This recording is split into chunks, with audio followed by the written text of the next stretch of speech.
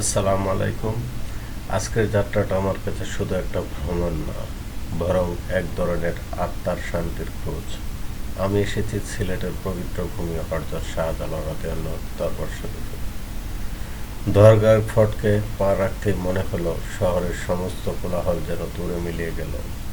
শীতল বাতাস, মানুষের ধীরে পায়ের শব্দ আর ভেতরে প্রবাহিত অদ্ভুত এক নীরবতা যেন মনকে ধীরে ধীরে পরিষ্কার করে দিচ্ছে।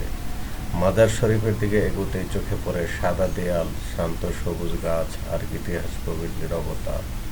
এই জায়গাটা শুধু ইট পাথর দিয়ে তৈরি না, এখানে ঘুমিয়ে আছে সেই মহান অলি আল্লাহ, যার দোয়ায়, যার দাওয়াতে সিলেটের মানুষ ইসলামের জানার সৌভাগ্য পেয়েছিল।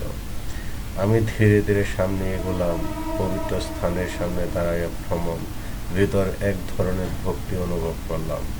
মনে হলো এই দরজার ওপাশে শুধু ইতিহাস নয়, শত শত বছরের খোঁজ। আশার মানুষের কান্না, হাসির গল্প জমে আছে।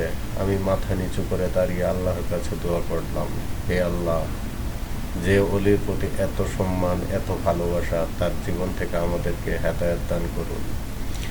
এখানে দাঁড়িয়ে সবচেয়ে বেশি অনুভব করেছি মানুষের অহংকার, দুনিয়ার লোভ, প্রতিদিনের ধৈর্য, সব কষ্টই ছোট। একদিন সবাইকে ফিরে যেতে হবে আল্লাহর দরবারে।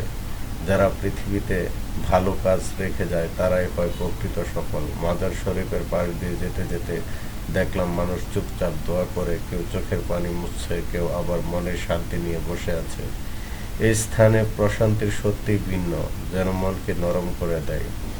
বাইরে বের হওয়ার সময় মনে হলো এই ভ্রমণটা শুধু দেখা নয়, বরং নিজের ভেতরটা নতুন করে সাজানোর একটা সুযোগ। হযরত শাহজালাল রাদিয়াল্লাহু আমাদের শিখিয়েছেন নম্রতা, দয়া, নৈতিকতা আর আল্লাহর প্রতি আস্থা, এগুলো মানুষের প্রকৃতির শক্তি।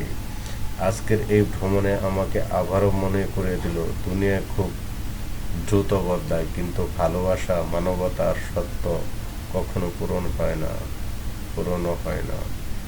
এই পবিত্র স্থানের বার্তা খুব সহজ: নিজেকে ঠিক করো, আল্লাহর পথে চলো, আর মানুষের প্রতি দয়া রাখো। এটাই আল্লাহর বন্ধুত্বের শিক্ষা, আর এটাই আমাদের জীবনের সৌন্দর্য।